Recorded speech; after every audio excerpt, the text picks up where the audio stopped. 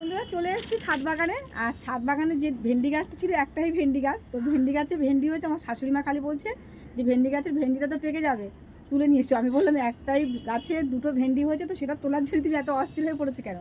বলে দুটো ভেন্ডি হলে সিদ্ধও খাওয়া যাবে, যেহেতু উনি নিরামিষ খায়। তো যাই হোক, চলো তোমাদের দেখাই। মানে কি বলবো, এক কথা মাথা খারাপ করে দিচ্ছি সকাল থেকে। খালি বলছে জয়ন্তী যাও ভেন্ডিগুলো তুলে নিয়েছো। দেখো বন্ধুরা কত বড় ভেন্ডি হয়েছে, দুটোই হয়েছে। তো চলো ভেন্ডিগুলো কাটা যাক। কিরে গীতা, ভেন্ডিগুলো কাট, আমি ধরে রাখছি।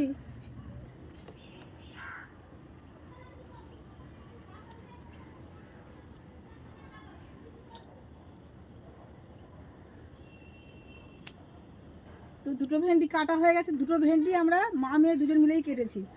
ভাবুন, আমার শাশুড়ি মা সকাল থেকে এত মাথা খারাপ করছিল। তো যাই হোক বন্ধুরা, আজকের ব্লগটা কেমন লাগলো কমেন্ট করে জানিও।